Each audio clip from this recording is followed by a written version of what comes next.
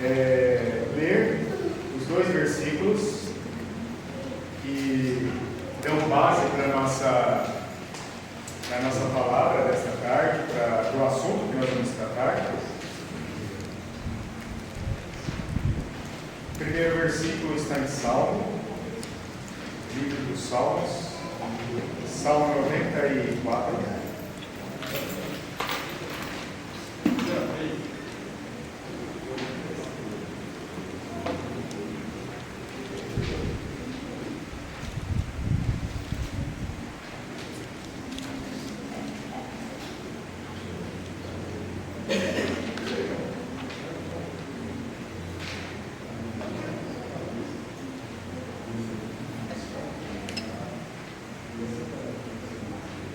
Pedro 5, 7. São os dois versículos que vão nos ajudar a lidar com esse inimigo. O John MacArthur que usa esse título para a ansiedade, né? O inimigo que aflige as pessoas, que nos aflige. E é interessante pensar que ele escreveu o livro em 1993. É o livro que nós estamos estudando nos estudos de quarta-feira. Então, em 93, o John MacArthur escreveu esse livro falando que na época era um inimigo que as pessoas enfrentavam. E pelo jeito esse inimigo não foi vencido. Porque ele continua afligindo as pessoas, ele continua nos afligindo. Então, o Salmo 94, 19 nos diz assim: nos muitos cuidados que dentro em mim se multiplicam, as tuas consolações me alegram a alma. Nos muitos cuidados que dentro em mim se multiplicam, as tuas consolações me alegram a alma. Vocês vão anotar duas palavrinhas importantes que o salmista escreve aí, que o salmista coloca para a gente: cuidados e consolações. Podem anotar aí na folha de vocês: cuidado e consolações.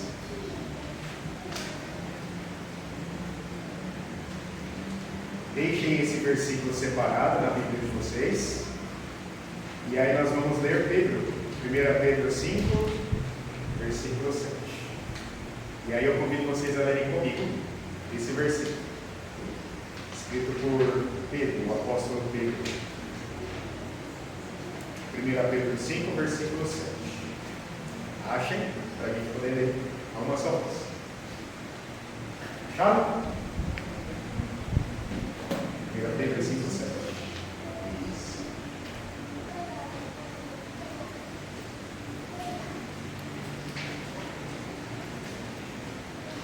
Vamos ver juntos?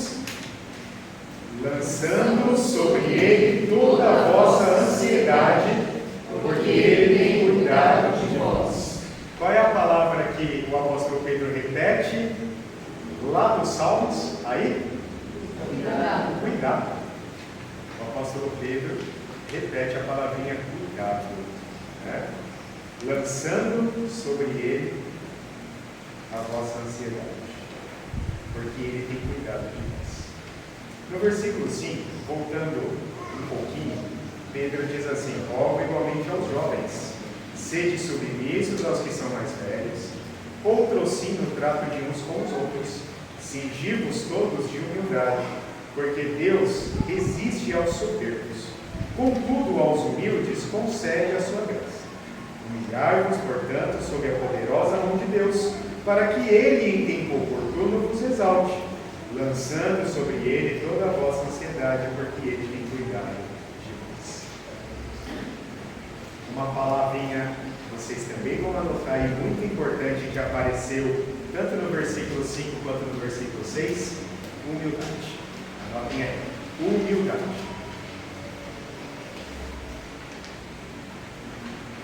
Nós vamos ver a relação da palavra humildade com essas duas palavrinhas que vocês anotaram: cuidado, consolações, e com o tema ansiedade. Muito bem. Agora, vocês vão escrever aí na folha uma preocupação que vocês têm. Pode ser uma preocupação lá no trabalho, uma preocupação em casa, na faculdade, quem estuda. Uma preocupação que você precisa lidar. Escreve aí. Pode ser uma. Senão vocês vão encher a folha, não vai sobrar espaço. Pode ser uma preocupação. Se você quiser escrever duas, Gabriel, não tem problema, pode escrever. Vocês podem escrever duas, tá? Uma preocupação, duas preocupações que vocês têm e que elas são frequentes.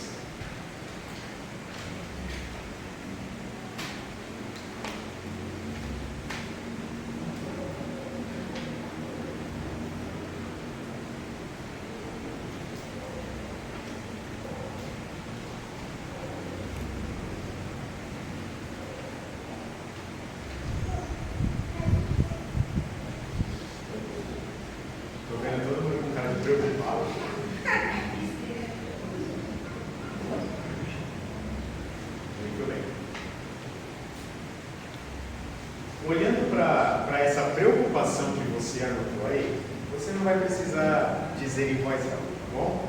Mas olhando para ela, você pensa, você tem controle sobre essa preocupação?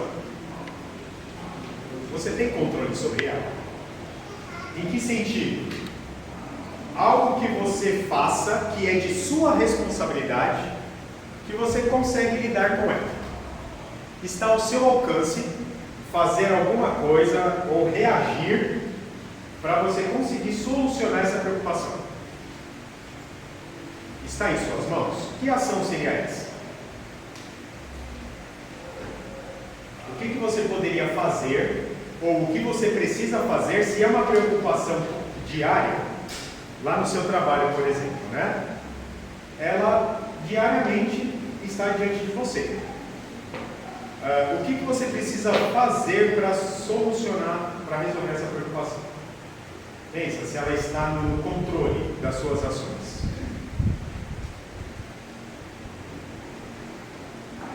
Vou dar um exemplo aqui para facilitar. Poxa, hoje é sábado, né?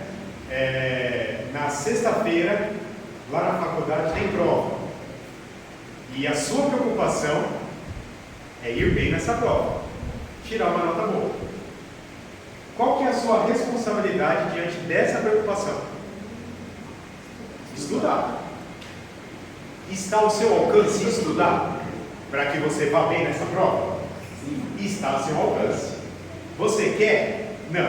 Mas é diferente. Mas está ao seu alcance. Se você pegar o seu material, as xerox do livro, o conteúdo que o professor passou, as suas anotações, você senta, vai ler, vai recordar as aulas do professor, e aí você estará preparado para fazer a prova.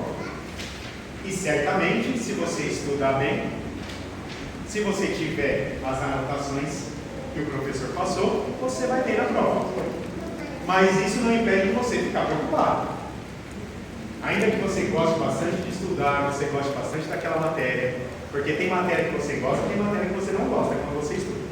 Você gosta muito daquela matéria, o professor é gente fina, dá todo o apoio para você, para os seus colegas, você domina o assunto, mesmo assim você fica preocupado, porque você quer ir bem, para mostrar para o professor que você sabe, para você tirar uma nota boa, ir lá no seu histórico com nota boa, é uma preocupação que você tem. E está diante de você, então, a responsabilidade de você estudar. É nesse sentido que eu estou pedindo para você pensar na sua ação ou nas suas ações frente a essa preocupação que você anotou. Se ela está no seu controle, qual é a sua responsabilidade diante dela? Por que eu pedi para vocês pensarem na preocupação diária? Porque preocupação é diferente de ansiedade. Em que sentido? No volume dela. Ainda que a gente se preocupe com algo, ela é controlável pelas ações que a gente exerce para resolver aquela preocupação ou para solucionar. A ansiedade não. É algo que não está no seu controle mais. já passou do ponto de você conseguir controlar aquela extrema preocupação que está dentro do seu coração e que do coração passa para a sua mente. A ansiedade é um sentimento. É um sentimento que vai crescendo dentro do seu coração e passa para a sua mente. E essa preocupação gigantesca tira o controle de você e você conseguir resolver ou solucionar aquilo. Mas enquanto ela é preocupação, você tem domínio, você tem controle. Um outro exemplo. Você precisa entregar um relatório de vendas lá no seu trabalho para o seu chefe. Qual que é a sua responsabilidade para conseguir dar conta desse relatório? O que você tem que fazer? Fazer o relatório. Sentar, digitar. Deve ter uma estrutura padrão. Você pode pedir para o seu chefe, tem uma estrutura que você gosta de trabalhar? Ou se já tem lá no seu computador, você vai pegar aquela estrutura e vai jogar as informações, vai trabalhar em cima. Hoje você pode usar a IA para te ajudar a produzir um relatório mais bem elaborado. Então essa é a sua responsabilidade, sentar, pensar em como que você vai descrever ali o relatório. Está no seu controle. Mas a ansiedade não. A ansiedade, ela é um sentimento que cresce se você não toma conta direito das preocupações que você tem. Então nós não vamos ver o livro hoje do John MacArthur, né? Mas eu estou utilizando ele na quarta-feira, e o John MacArthur ele pontua desse jeito.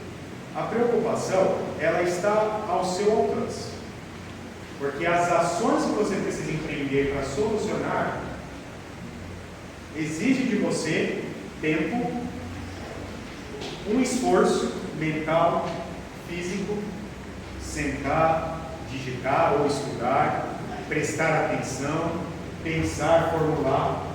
Então, as preocupações que temos em casa, quais são as preocupações que nós temos em casa? Pensa lá na sua casa. Você se preocupa na sua casa? Com o quê? Com a segurança da sua casa? Qual é a sua responsabilidade? Sair de casa, trancar a porta, colocar o cadeado no portão? São práticas simples que cabe a você executar. Trancar a sua casa quando você vai sair de casa. Passou disso, está no teu controle? Não, porque você não estará em casa. E se alguém invadir a sua casa, não tinha como você evitar de outra forma a não ser trancando a sua casa, ou contratando um sistema de alarme. Essa é a sua responsabilidade. Mas passou disso, já não compete mais a você. Porque você precisa sair de casa, você precisa fazer as suas atribuições, cumpri-las. Você está aqui, a sua casa está lá sozinha. Se entrar alguém lá, não teve como você evitar além de você ter trancado a sua casa. Então a ansiedade ela é gerada porque a gente normalmente quer assumir uma responsabilidade que não compete a nós. Porque nós temos as nossas preocupações, aquilo que compete a mim, aquilo que compete a você. Mas tem coisas que já não competem mais a nós. Só que nós queremos assumir a responsabilidade por elas. Voltando lá no Salmo 94, versículo 19: nos muitos cuidados que dentro em mim se multiplicam, as tuas consolações me alegram a alma. Então o salmista, ele está pontuando que o Senhor, ele tem multiplicado os cuidados na vida dele. Veja, o salmista, ele não pontuou um cuidado específico, ou ele não fechou esse cuidado. Mas ao colocar a expressãozinha se multiplicam, significa que Deus tem cuidado da vida do salmista continuamente. E é uma progressão, porque ela vai multiplicando. Quem gosta de matemática entende de progressão aritmética. Alguém aqui entende? Alguém é da área? O Jonathan é da área. Então, a progressão ela vai dando resultados sempre multiplicativos, aumentativos. Então, Deus, na vida do salmista, ele tem aumentado, tem multiplicado os cuidados. Pode ser que Deus tenha demonstrado na vida do salmista cuidados que ele não esteja pedindo para Deus. Porque normalmente a gente pede para Deus determinadas coisas, não pede? Você orou ontem, não precisa confessar o pecado para mim, tá? Você orou, se não orou, precisa orar. Mas você orou, e o que você pediu na sua oração? Você lembra? O que você pediu? Nós pedimos coisas para Deus, coisas que nós julgamos ser necessárias para a nossa vida. E aí Deus concede. Mas Deus concede também coisas que nós não pedimos, mas que surtirão efeitos muito bons na nossa vida. E por isso que Ele concede além do que nós pedimos. Então o salmista ele afirma que Deus tem multiplicado os cuidados. E dentre esses cuidados, as consolações. E por que ele fala de consolação? Porque antes ele vai falar sobre perseguição. Ele vai falar sobre os inimigos do povo de Deus. Versículo 1, por exemplo: ó Senhor, Deus das vinganças, ó Deus das vinganças, resplandece. Exalta-te, ó juiz da terra, dá o pago aos soberbos. Até quando, Senhor, os perversos? Até quando exultarão os perversos?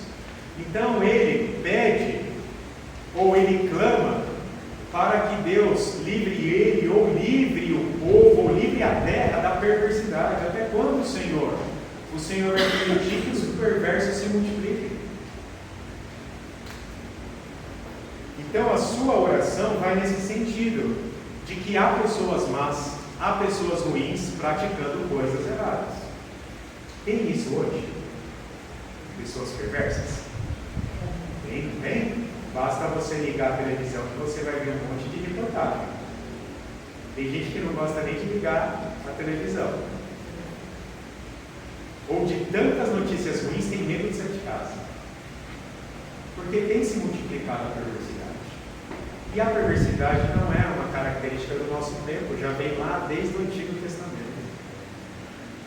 Desde o começo. Quer maior perversidade do que um irmão matar o outro? Caim matou o seu próprio irmão por inveja. Porque Deus se agradou das suas ofertas, das ofertas de Abel, e desagradou das ofertas dele. Um irmão matando um outro irmão. A perversidade. Por que Noé precisou construir uma arca e se refugiar com os animais? Porque a perversidade estava se multiplicando na terra e Deus então resolveu dar cara de dar uma. Lembra Sodoma e Gomorra? O que aconteceu com Sodoma e Gomorra? Deus prometeu destruí-la e avisou isso para Ló. Ló orou por misericórdia. Deus falou: então tá, então arruma 50 pessoas boas que eu não vou destruí-la. Ló olhou para um lado, olhou para o outro. E aí Deus foi baixando a régua: 20, 10, 15. No fim, só a família dele. E a mulher dele ainda pagou, porque ela se arrependeu de sair, olhou para trás e virou uma estação. Então a perversidade, ela sempre esteve presente, não é uma característica do nosso tempo. Nós convivemos com ela. E o salmista aqui convive com essa realidade. E ele, em seu clamor, questiona Deus. Só que ele não questiona de forma pecaminosa. Isso é importante ressaltar.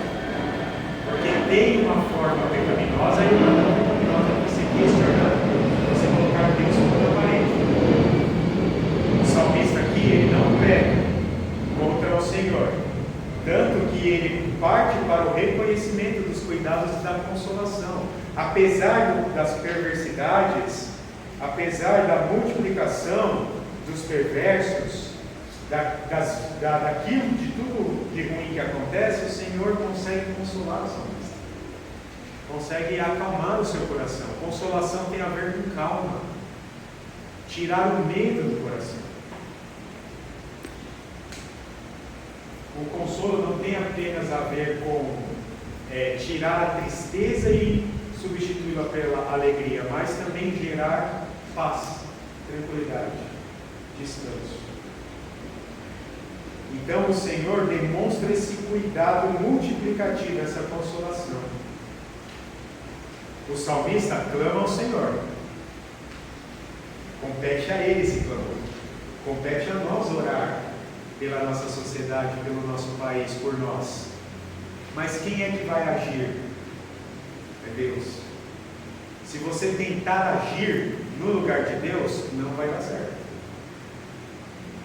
Porque você não tem controle sobre o mundo, sobre as pessoas, sobre tudo que acontece. Deus tem. Então a ansiedade, meus irmãos, é essa falta de controle que domina o seu coração, domina a sua mente e tira de você toda e qualquer capacidade de agir ou reagir frente à situação que está causando ansiedade em você. Porque as preocupações anteriores não foram tratadas da forma correta. Então você tem a sua responsabilidade no trabalho, na faculdade, como eu disse. Uma delas é pedir para que Deus te dê sabedoria para você trabalhar, cumprir as suas tarefas lá no trabalho. Que Ele te dê paciência, sabedoria, que Ele te ajude a lembrar, boa memória, para lembrar do que você precisa fazer, como fazer. Você pede para Deus organização do seu tempo, organização interna. Você conhece pessoas que são desorganizadas? Você conhece? Ela não consegue organizar os seus pensamentos, as suas tarefas que tem que se realizar, as suas coisas lá em casa, no trabalho também. A mesa da pessoa é aquele caos, né? Em casa ou no trabalho. E ela vai lidando tanto com o caos que ela se acha no caos. Você olha para aquilo, você fica impressionado, e se você arrumar, você vai ser o caos na vida da pessoa, porque ela não vai achar mais nada. Então Deus, Ele nos dá a capacidade de organização, até mesmo em meio ao caos. Então Ele tem o domínio sobre a nossa vida mental, a nossa vida emocional, sentimental. Deus tem. Ainda que pareça que a gente perca o controle disso. Ainda que você fique preocupado, ainda que o seu coração palpite muito rápido, ainda que você sinta aquele frio na barriga, ainda que você fique meio desesperado, você não consegue pensar direito, organizar os seus pensamentos, mesmo nesses momentos, Deus está cuidando de você, está controlando você. Mas aí está a nossa responsabilidade de confiar nele. Que falta muitas vezes a confiança. Porque a mesma certeza que o salmista tem sobre a multiplicação dos cuidados de Deus para com ele, Deus tem multiplicado os cuidados para conosco. Mas nós precisamos confiar. E confiar tem a ver com a nossa subjetividade. Não tem como eu passar uma receita para vocês de confiança. Porque é algo subjetivo de você com Deus. O seu relacionamento com Deus. Porque Ele dá para nós todas as indicativas de que Ele está cuidando de nós. Ele está mostrando para a gente que basta abrirmos a palavra de Deus e está escrito aqui de forma muito clara. A redação do texto não deixa dúvida. Olhe Mateus capítulo 6 comigo. Mateus 6, versículo 25. E aí você pode anotar na sua folha essa passagem também. Mateus 6, versículo 25.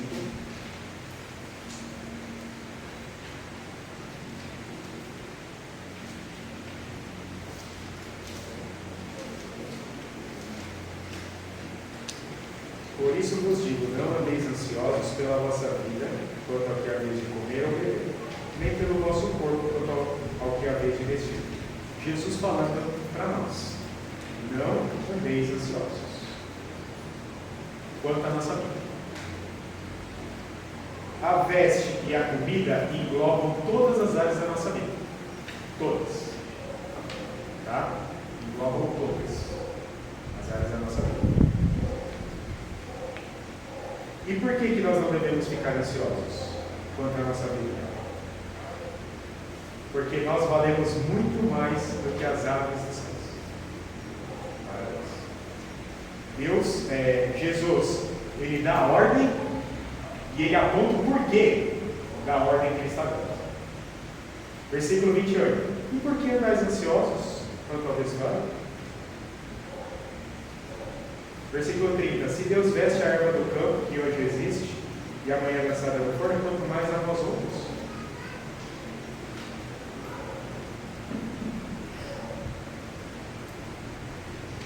Portanto, versículo 34. Não vos inquieteis com o dia de amanhã, porque o Senhor tem cuidado de nós. No versículo 25, no versículo 34, Deus está dando uma ordem para nós. Versículo 31. Portanto, não vos inquieteis. É uma ordem de Jesus. É ordem. Nós temos que obedecer. Ordem é dada para ser obedecida. Se Jesus estivesse aqui pessoalmente hoje, ele daria essa ordem para você. E nós temos que cumprir. Assim como ele deu os discípulos aqui. O texto que nós lemos de Pedro, 1 Pedro 5,7. Lançai sobre ele todas as vossas ansiedades. Por quê? Porque ele tem cuidado de vós. Percebam que as redações dos versículos não deixam dúvida para gente. Elas são claras. Elas são muito claras. Agora, aonde que está a interferência? No nosso relacionamento com Deus. Porque a Bíblia é clara em dizer que Deus cuida de nós, que Deus nos ama, que Deus demonstra o seu amor para conosco, pelo fato de ter enviado Jesus Cristo em nosso favor. Agora, nós, de forma subjetiva, aí vem o nosso relacionamento. Precisamos aprender a confiar em Deus. Com que idade vocês aprenderam a andar? Vocês lembram? Tenta puxar na memória. Você andou com quantos anos? 6 meses, 1 ano, 1 ano e meio? E por que você aprendeu a andar? Primeiro, porque você viu pessoas ao seu redor andando. Segundo, porque o seu sistema nervoso possibilitou isso. O seu desenvolvimento, o seu crescimento. O nenê, ele vai crescendo e aí ele vai aprendendo a andar. Primeiro ele começa como? Engatinhando. Depois ele passa a andar. Ele aprende. Conforme ele vai crescendo. Conforme ele vai amadurecendo. Na vida cristã é exatamente igual. A gente precisa crescer e amadurecer para conseguir colocar em prática, por exemplo, a confiança em Deus. Porque ele diz que está cuidando de nós. E aí Jesus ordena: não fiquem ansiosos. Então isso cabe a mim e cabe a vocês aprenderem a confiar em Deus, a lançar sobre ele todo o medo, toda a ansiedade, porque ele tem cuidado de nós. Então a ansiedade, ela é um ponto que tira de você qualquer tipo de capacidade, até mesmo de confiar em Deus, de orar, de se relacionar com Deus, de esperar nele, de conseguir orar pedindo para que Deus te dê aquilo que você precisa. Então, antes que a ansiedade tome conta do seu corpo, antes de chegar nesse ponto, o seu relacionamento com Deus precisa se desenvolver bem. Onde você vai pedir sabedoria, vai pedir organização, vai pedir confiança, vai pedir que Ele te ajude a confiar, a não ficar ansioso. Você vai pedir para Ele para que você consiga dar conta daquelas pequenas preocupações que você anotou nesse papel aí. Porque se você não tiver essa preparação toda antes, no ato em que você estiver ansioso, você não vai conseguir. É antes que você precisa. Lançar sobre Ele o medo, por exemplo. Lançar sobre Ele as dificuldades que você tem. Então nós precisamos aprender a ler o que está escrito e a colocar em prática na nossa vida. E em primeiro lugar vem sempre a oração. Eu disse isso na quarta-feira, não foi? Antes de você agir, ore. Anote isso no seu papel. Antes de qualquer ação, vem a oração. Olha, até rimou.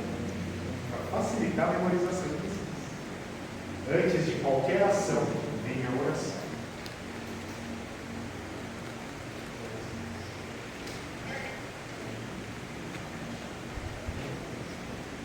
Não espere, não dá certo para você recorrer a Deus em oração.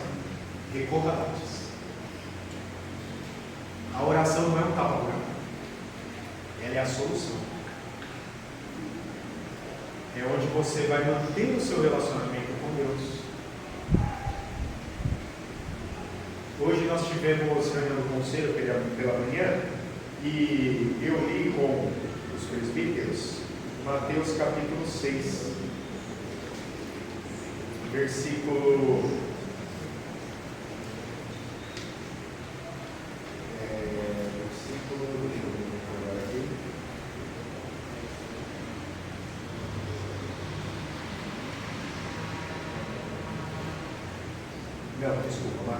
22. Mateus 22.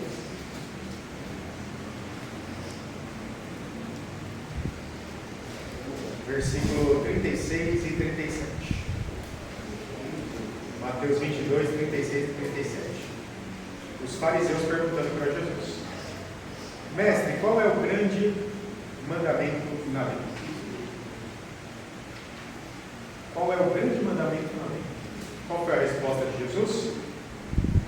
Amarás o Senhor teu Deus de todo o teu coração, de toda a tua alma e de todo o teu entendimento.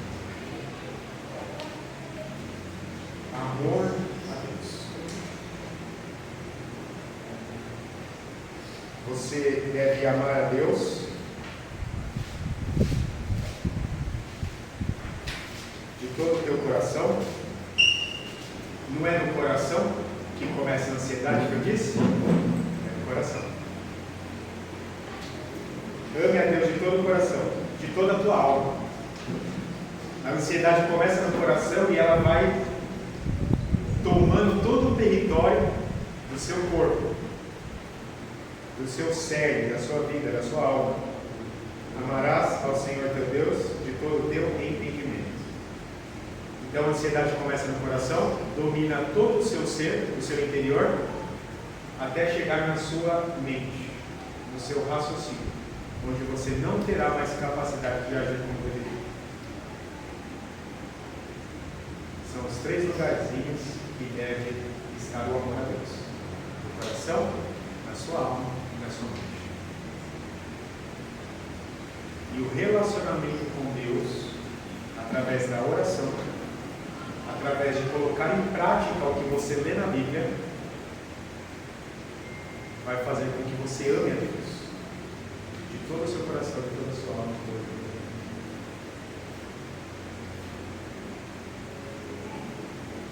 casado aqui, levanta a mão. Quando você olhou pela primeira vez para o seu cônjuge, como foi? Você lembra? Quando você olhou para o Leandro,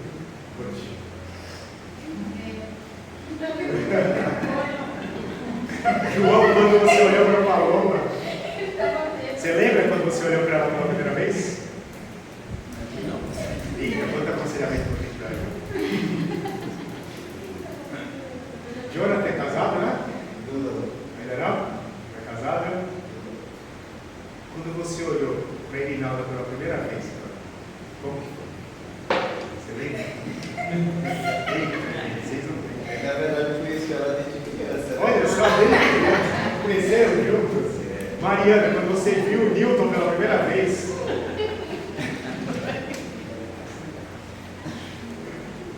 Gabriel, fica a dica, quando você olhar para sua noiva pela primeira vez, anota por dia. E como que você reagiu? De repente ele vai saber que eu Quando você olha por explica pra nós. Ah, eu lembro. Foi no casamento. Foi no casamento aí, que foi no casamento de amigos, né, em comuns. E aí eu estava lá com os meus dois irmãos na mesa, sozinhos, né? No cantinho, assim, triste. Aí a Kelly passou, assim. Aí eu encarei ela. Olha que às vezes eu tinha feliz dele, que ele estava triste. Pois é, ela lembrou ali aquela noite. E aí ela voltou e ela vai falar comigo. Era pra Aí saí ser. pra frente. Aí veio o convite para ir no shopping, né?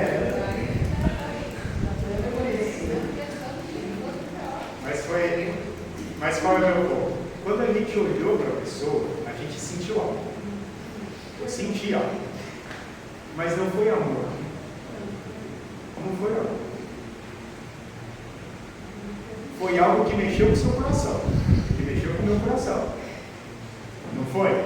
É uma sensação assim, né? O Gabriel que namora. Quando você olhou para a Isabela assim, né? Você sentiu algo lá no seu coração. Não? Isso foi. Foi se desenvolvendo, né? Mas esse sentimento, ele foi crescendo, ele foi tomando conta do coração. Até virar amor. Até virar amor. Com Deus é a mesma coisa. Nós não nascemos amando a Deus de todo o coração. É um aprendizado. É algo que vai crescendo. É algo que vai amadurecendo dentro de nós. E que deve ser praticado constantemente, assim como os nossos relacionamentos. O amor entre o casal, ele vai crescer, ele vai sendo desenvolvido dia após dia. E não acaba nunca. Porque vem as interferências, não vem? Vem as interferências. Vem o caos. Vem o medo. Vem os vários sentimentos. Tristeza, raiva, rancor, alegria. Então a gente precisa lidar com todos os sentimentos. Com Deus é a mesma coisa. Então, para que a gente consiga realmente confiar em Deus, a gente precisa amar a Deus de todo o coração, de toda a alma, de todo o íntimo.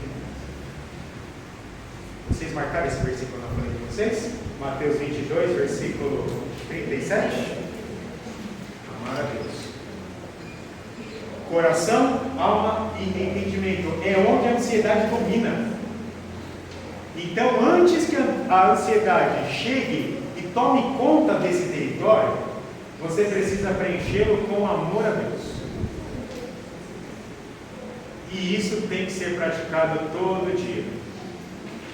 Quer dizer que você vai sair por esse portão da igreja e já vai conseguir amar a Deus desse jeito? Já vai conseguir confiar em Deus de todo o seu coração? Não. Você vai falhar. Porque faz parte da nossa realidade falhar com Deus. Faz parte. Mas quer dizer que você deixou de ser agradado por Deus? Não. Não.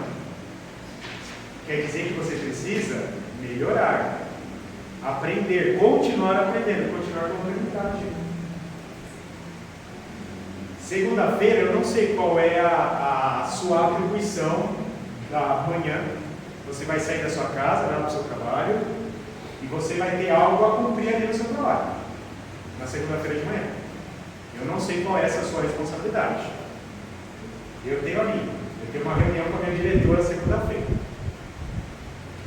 Depois que eu der 8 aulas para a minha turma. Tenho uma reunião com ela para tentar resolver o problema de horário lá na escola.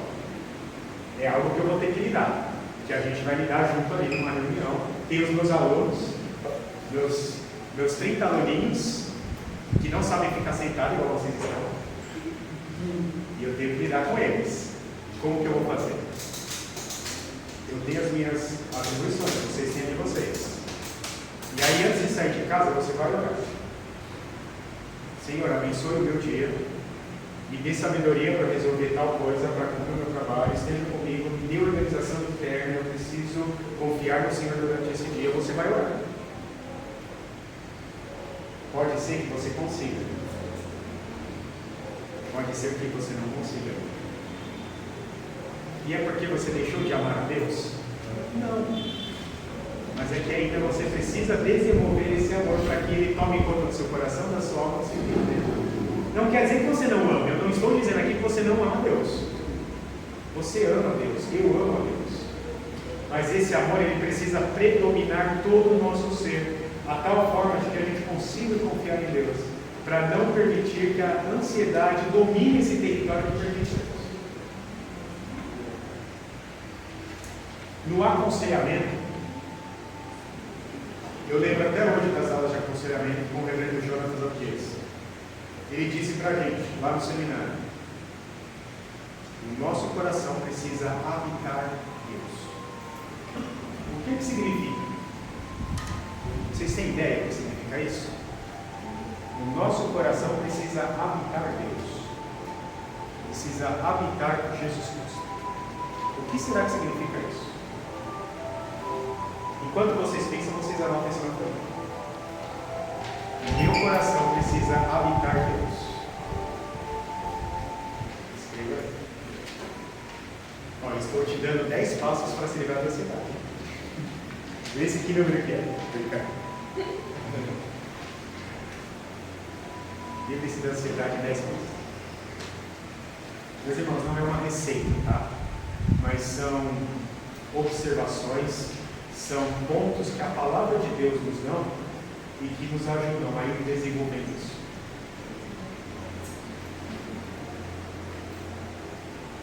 Nosso coração precisa habitar Deus. Será que significa isso?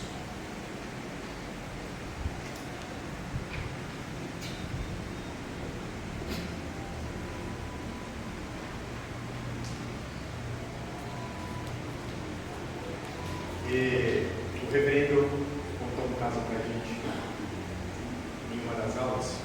Estava lá na igreja dele e chegou um rapaz e falou assim para ele: pastor, eu preciso de um aconselhamento. Me aconselhe a não matar o homem. Se o senhor não me convencer, eu vou sair daqui e vou matar todo mundo. Já estava pronto para fazer isso.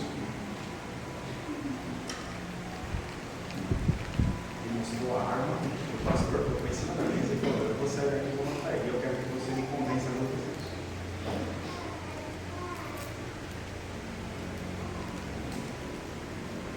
O coração daquele homem não estava habitando Deus, estava habitando o quê? Ódio, o sentimento de ódio. O sentimento de ódio, a tal ponto de ele tirar a vida de outra pessoa.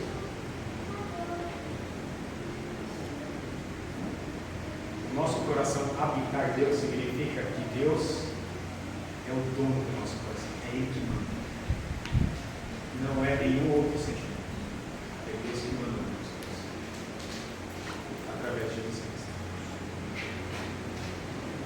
E nada pode tomar o lugar de Deus, nenhum sentimento, nenhuma pessoa. Porque às vezes a gente quer substituir Deus por uma pessoa. por mais importante que ela seja na nossa vida, ela não deve substituir Deus. Não posso. Trabalho. Tem gente que trabalha. O coração dessa pessoa habita no trabalho. Porque ela tem medo de que se ela ficar com a mente dela desocupada, ela vai ficar ansiosa.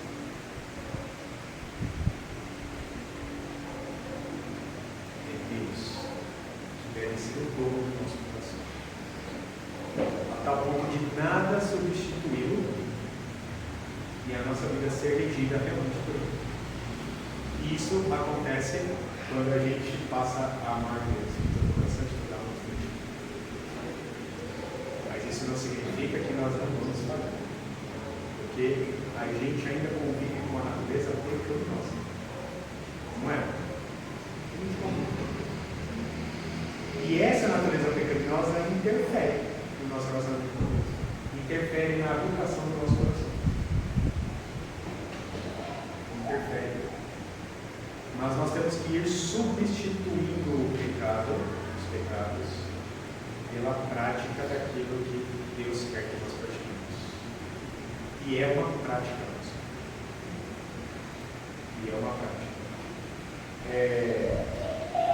João, você leu Filipenses, não é? Qual foi a passagem de Filipenses que você leu? Filipenses 4, 6 e 7. Agora, Filipenses 4, 6 e 7.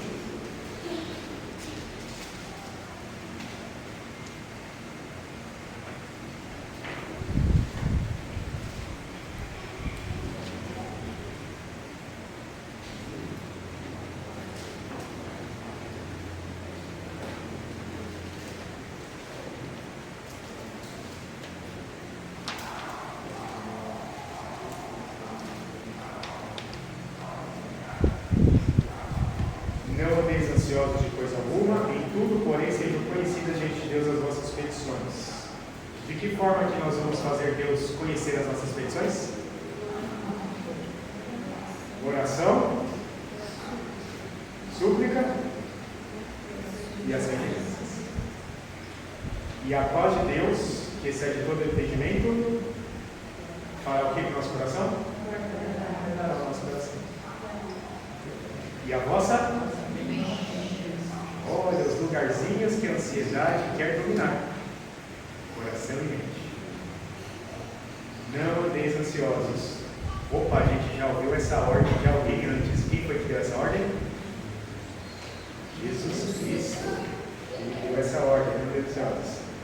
Antes de você ficar ansioso, você deve orar e dizer para Deus o que vai causar preocupação em você.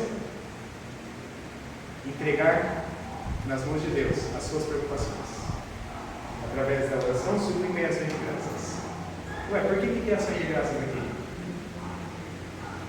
Quando que a gente costuma dar graças a Deus? Quando? Quando recebe algo de bom, aí você agradece. Mas o que Paulo está ensinando para a gente aqui? Antes dele te dar, já agradece. Mesmo que não venha no tempo que você quer. Mesmo que não venha da forma que você pediu. Mesmo que não venha na quantidade que você pediu. Já agradeça a Deus. Antes de acontecer. E quando acontecer, agradeça de novo. Você já agradeceu. Mas você agradece antes. Você pede com alegria. Não é o que diz o versículo 4? Quem que diz o versículo 4 ali? Alegrai-vos. Alegrai-vos do Senhor.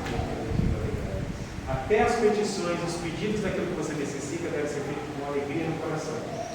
Porque você está pedindo para quem vai te dar. Quando o Dudu quer alguma coisa, ele pede para mim. Porque se ele pedir para quem, ele pede para mim. Às vezes, e eu tenho o coração. Aí ele sabe para quem pedir, né? Ele sabe, ele vem direto e me correr.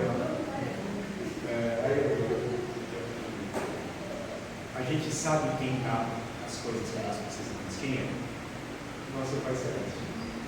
Mas ele não é bobo igual a gente, né? Mas ele dá porque ele nos ama. Então nós pedimos com alegria, sabendo que Ele vai dar no tempo dele, da forma que Ele quer, na quantidade certa. Então, essa oração, essa súplica e essa ação de graça vai gerar em nós o quê? O sentimento de paz. E aí, olha só. Pensa aí, quem foi Paulo? Será que Paulo ficava preocupado? Eu perguntei isso quarta-feira. Será que Paulo se preocupava? O maior missionário vai ficar preocupado com alguma coisa? Ele escreveu 13 livros na Bíblia, 13 epístolas. Será que ele tinha algum tipo de preocupação? Ele conhecia a teologia de Deus assim, de uma forma especial. Ele escreveu de forma fantástica. Ele pregou. Quantas igrejas ele plantou? Muitas. Mas ele tinha preocupações. Ele tinha.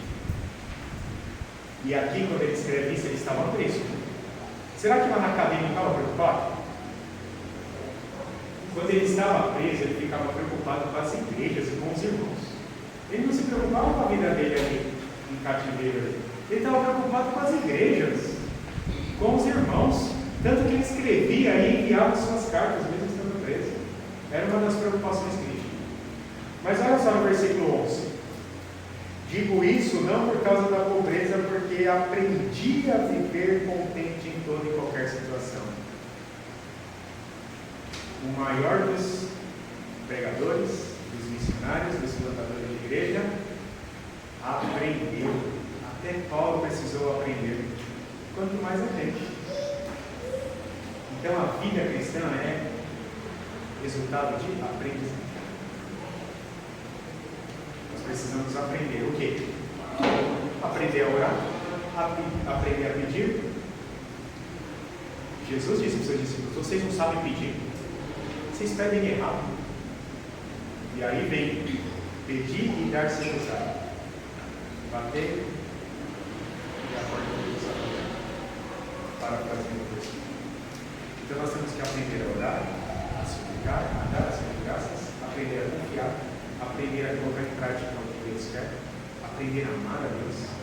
Veja quanta coisa a gente precisa aprender. Porque Paulo precisou aprender. E nós precisamos aprender. Pedro precisou aprender. Pedro, ele vivia de forma explosiva, né? Vocês conhecem alguém assim, que era parecido com o apóstolo Pedro? Que vivia na explosão? Os sentimentos à flor da pele, o tempo inteiro. Pedro era assim. Ele explodia fácil. Ele estourava fácil. Ele não media as palavras. Era bruto nas palavras. E ele precisou aprender para que ele fosse um pregador. Então nós precisamos aprender. E isso é subjetivo. Não tem como eu dar uma receita para vocês de como aprender. É algo que precisa ser praticado. As palavras estão registradas aqui. Como fazer? E aí basta você e eu colocarmos em prática. De forma semanal, diária. De forma diária. Às vezes vai ter que ser 2 vezes no dia. Sabe aquele remedinho que o médico passa que você tem que tomar 3 vezes ao dia? De manhã, de tarde e de noite? Às vezes vai ser assim, de manhã, de tarde e de noite. Você orando, pedindo para Deus. Porque é a bênção. Tá bom, irmãos? Acho que eu falei.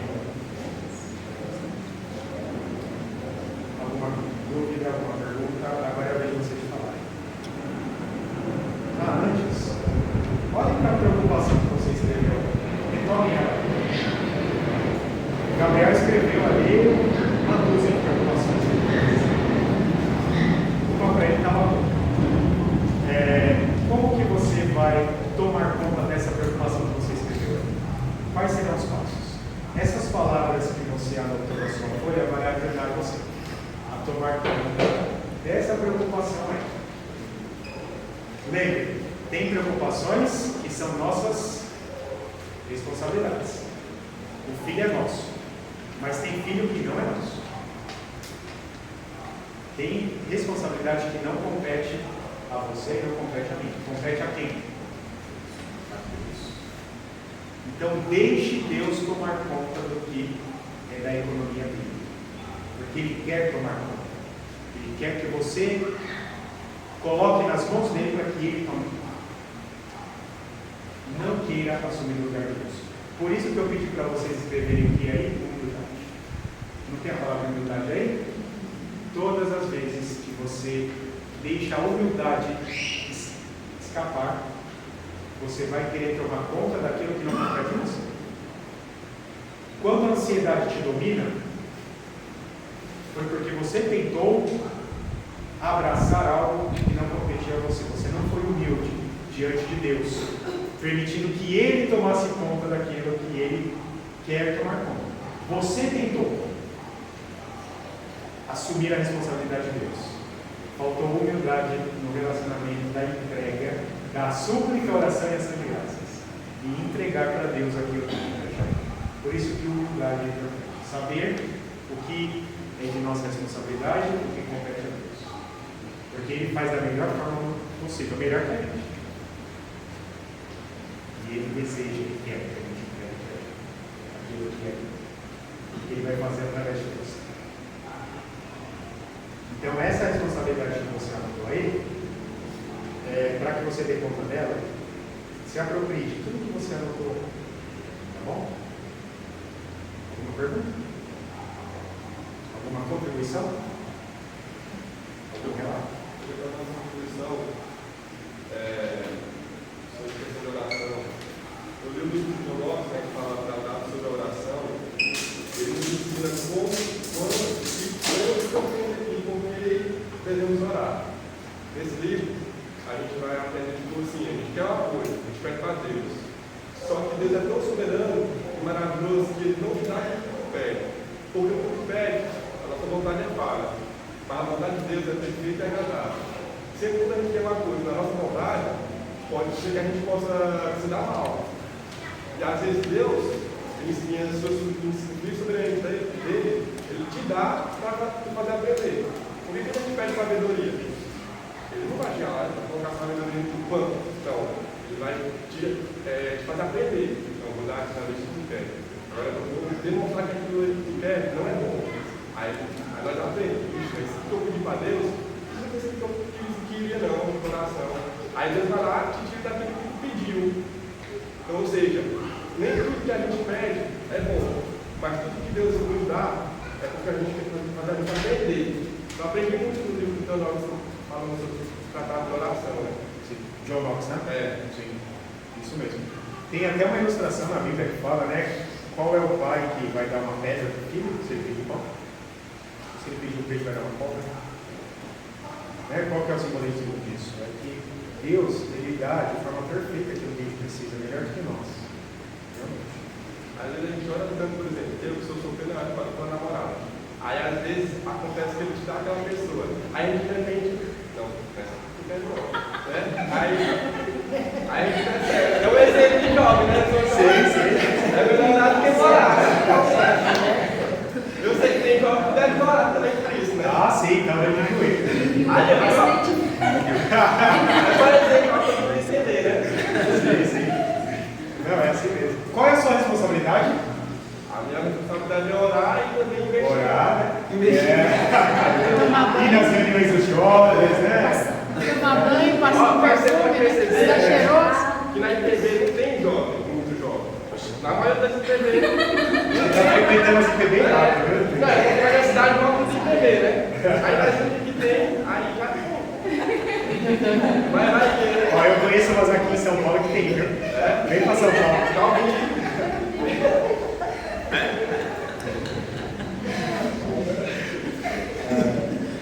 É isso mesmo. Agora eu aprendi a orar. Não estou orando mais pedindo a Deus. Estou pedindo para eu ser um bom namorado e um bom esposo. Porque no livro eu aprendi muito isso, né? Orar por você e não pelo outro. Você mudou o foco, né? Meu foco.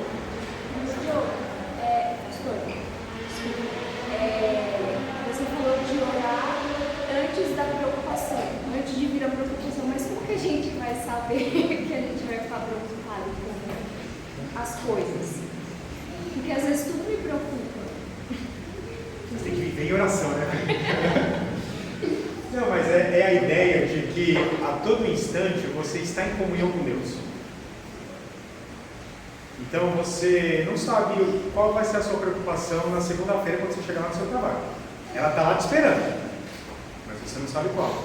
Mas você ora antes de chegar lá, pedindo que Deus abençoe o seu dia, que Deus te dê a sabedoria, te dê paciência, te dê todas as condições para que você realize o seu trabalho. E se porventura tiver alguma dificuldade, que você já antecipa na oração. A ideia de orar antes é você estar sempre em comunhão com Deus, orando a todo instante. Porque a nossa tendência é sempre orar quando o problema chega. E não está errado. Veio o problema, você ora. Mas você tem que orar antes também. É uma vida de oração. É uma vida de oração.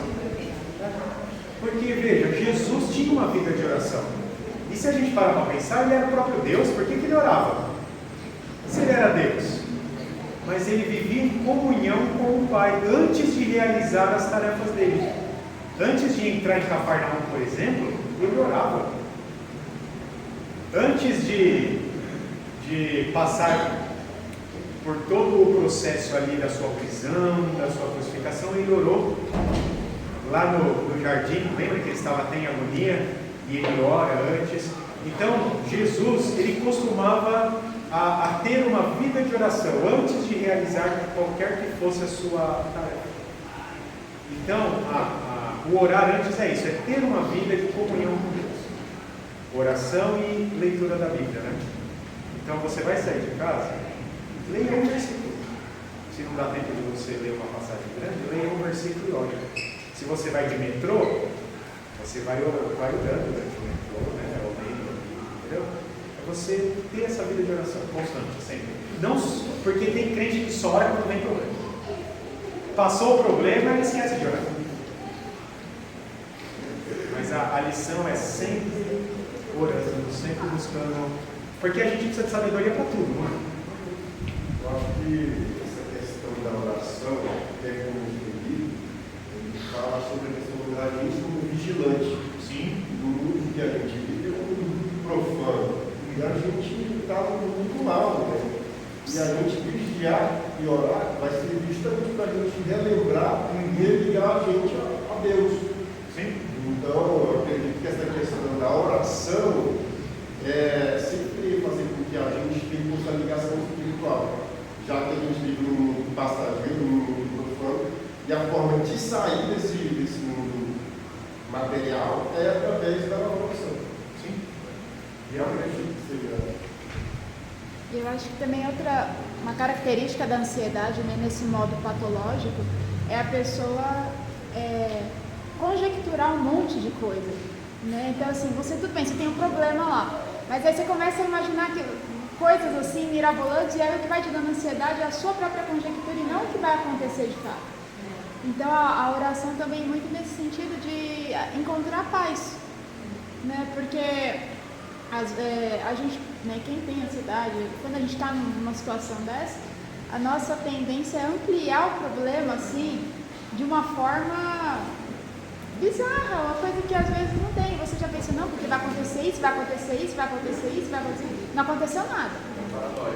E é isso sim, vai gerando a paranoia. E a pessoa perde o sono, e a pessoa vai caçando, porque ela não tem paz. Né? Então, acho que a questão também de entrar nessa questão da comunhão é buscar paz, né? A paz que só Deus dá. E essa conjectura, essa paranoia, justamente porque a gente vive num ambiente caótico, perturbado, perverso. Então, por estarmos inseridos nisso, gera toda essa preocupação, essa paranoia. E aí a importância da vigilância, da oração, para que esse tipo de pensamento não domine a nossa mente. Então, essa vida de oração, essa vida constante de vigilância, vai evitar que a gente construa um monte de situações que nem vão acontecer, mas que dominam a nossa mente. Então a vigilância é importante, vida de oração, justamente por causa do ambiente que a gente está. Mesma coisa no trabalho, se você trabalha num ambiente tóxico, aquele ambiente já vai gerar em você um monte de preocupação, nem aconteceu, mas você já vai ficar preocupado porque você conhece as pessoas que estão lá, conhece o ambiente. Então pode ser que aquele ambiente vai gerar tal coisa em mim, por causa da realidade do ambiente. Então, vigilância e oração, porque o Salmo 121 diz: guarda de Israel, não dorme. Ele não dorme. Ele está cuidando de nós constantemente. Então a gente precisa estar sempre vigiando para não cair em tentação. Qual é a tentação no caso? Ficar ansioso. Tentar dominar a situação que não compete a nós. Isso é uma tentação. Então, vigiai e orai para que não entre em tentação. Né? Orai sem cessar. Tessalonicenses, capítulo 5. Isso mesmo. Excelentes contribuições, né? Se vocês continuarem falando, vai ser mais contribuições essenciais. Versículo 8, né? Ele fala sobre vigilante no versículo 8 do Pedro, né? Que você falou Pedro 5 e 7, a continuação do versículo 8 fala, né? Se ele sobe, eu sou vigilante. Por isso que completa essa questão da oração. Exatamente. E a sobriedade. Pode falar da continuidade, né? O diabo, o vosso adversário, anda ao redor como um leão que busca procurando alguém para devorar. Então, essa é uma resposta para o que a gente está falando. Continua o versículo que você tinha falado para nós. O versículo 8. Pedro 7, pega o 8. O 8 completa isso. Então, anotem aí na frente de vocês, versículo 8 de 1 Pedro. Podem anotar também. Salmo 121 também é uma boa passagem, né? 121.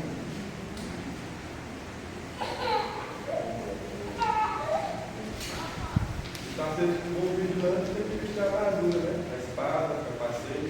E aí vamos para Efésios capítulo 6. A armadura da frente. A Bíblia faz parte da armadura. A oração faz parte.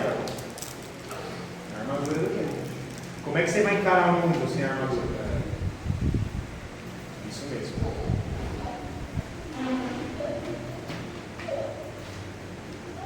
Mais alguém?